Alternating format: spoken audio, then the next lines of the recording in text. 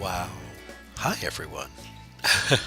I'm so glad you could be here. A year ago, I made these soaps. These are 100% olive oil, Castile bars of soap.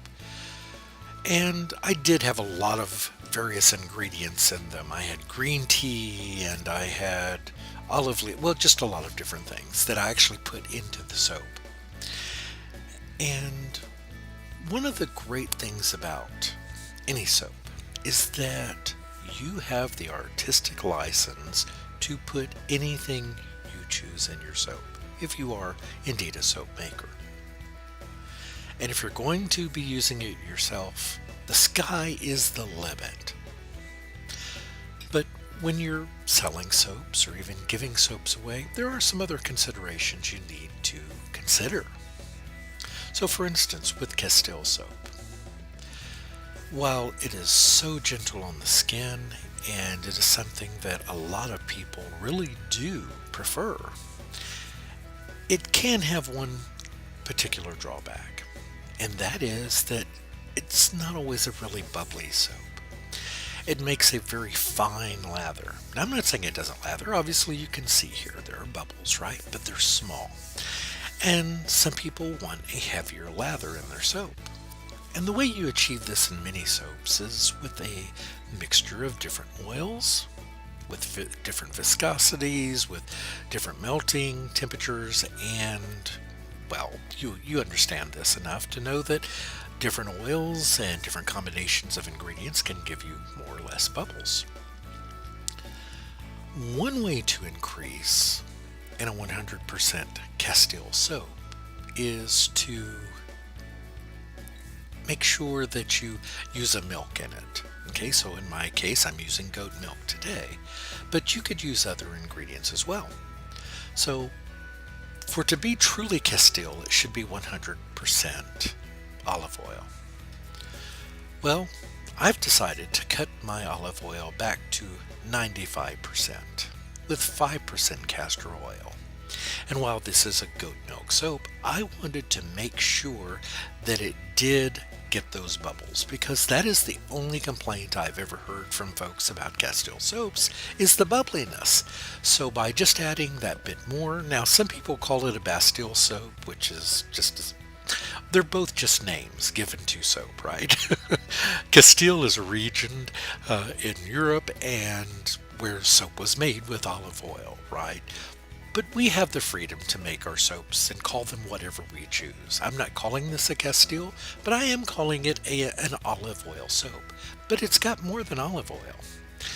This is actually going to have olive wood in it and olive leaf in it. I actually ground up some olive wood from a broken platter, and I showed a picture of that earlier. Here, let me show it to you again in case you missed it.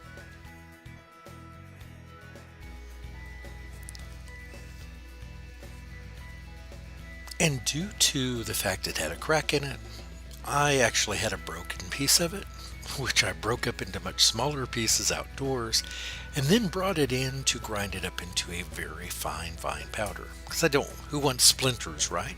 But what will olive wood give you in your soap? Well, you may have heard of cellulose. It's used in lots of products to add texture, to add several different qualities to products. It's in food products. Well, cellulose comes from wood, and I don't think a lot of people realize that. And by adding this very small bit, it's just 2 tablespoons of this actual olive wood into the soap, it also helps to increase the bubbles, and it adds a nice dark color to the soap as well. So over the left I have my goat milk, my leaf, which has been ground very finely, the olive wood, some kaolin clay, sea salt, and my lye. And I'm just continuing to melt the goat milk down, and then I'll be adding that to my oils. And I had a lot of fun with this, I really did. And one of the things I can say that I know that many times when you're using natural products, that the colors may not always be as vibrant. Now, I can make this more vibrant. Obviously, I could throw in some paprika and add a nice orangey red color. I could add in some alkanet root to add some purples. But I just wanted to keep this kind of on that olive theme. And olive doesn't necessarily mean green. And I know to a lot of us we may think that, but olives are black and everything in between. You'll see some clothing that says it's olive in color, and it may actually be a brown color. And this is sort of a combination of the browns and the greens as well. While right here in the pot it looks pretty green, as the soap cures it will become a much darker green with some of those brown undertones. And I'm actually going to separate some of this out and actually darken it a bit more as well. I'm decided to make another Castile soap for one very good reason, or almost Castile, right? Because I love it so much and it's a good seller. Anytime I take it to market, I sell out. So I just thought it was time to make some more, and I thought I would share with you all the making of it. Again, as I did 1 year ago today. And I'm just adding in some more of the olive wood here just to darken this part a bit more. And it's very dark. You can see it almost looks like activated charcoal. But I do enjoy making this, and there's probably one thing that I would do different, and that would be that I would add more scent to this. I did add a bit of sweetgrass and a little bit of lavender, but it's not very noticeable in the soap. It really isn't. It's very, very faint. And now, while I don't mind that as a rule, I think people, when they purchase soap, they do anticipate a stronger smell, oftentimes a stronger scent. And I'll be very frank with you, I use essential oils. And even though I get a discount because I buy them right from a distillery through a family member, they're still expensive. And when you use a lot of them, they can be pricey. Now, of course, if you're buying the big bottles off Amazon, they're not so pricey.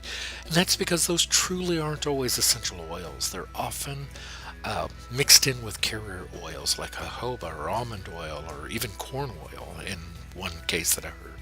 So you have to be kind of careful. What is the magic word today? I thought I would share with you the secret word. This is secret word number 2. And that word is diamond. Diamond. All right. So I'm continuing just to alternate the two colors in here, and I do that all the way up to the top. It's not very complicated. And then just took a chopstick and just did a little swirling on top, and I was completely uncoordinated at this while I was doing it. I was going in all different directions, so my swirls on top are really kind of messy, and for that I apologize. I've loved doing this. It is how I let out my stresses from work, and so sometimes the soap suffers, the design anyway can suffer a bit.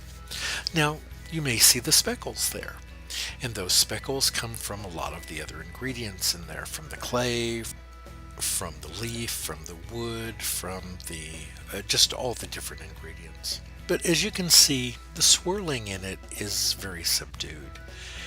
And part of that's because I meant to do a hanger swirl and I forgot. I really did. I had every intention. I had the hanger laying over on the side. I was going to do a hanger swirl and it just slipped my mind. So instead what you have is just the soap as I poured it into the mold in the layers. So it's not very showy. Now this will lighten up over the next few days, and so it'll look better later. So you're seeing it in its rawest form here, but I'm very pleased with it. I actually was. I made 2 loaves of it, and I won't bore you with all the individual cuts because, well, it's just not that interesting. But it was a lot of fun. Now, at the end of this video, you're going to see a picture, and one of the frogs happened to be in it. And with that frog is a little clue about another video that's coming up, another soap that I'm working on. And I guess the purpose of that is that I hear so many times in life people talk about their diamond anniversary, and I think that's like 50 years or something crazy. Why not have a diamond anniversary on your first anniversary? So that is kind of the theme of my soap, the next soap that you're going to see. So I really look forward to sharing that with you. So thanks everyone. Thank you for making me, or helping me, excuse me, to grow this channel to where it is. You're awesome. Thanks everyone. Goodbye.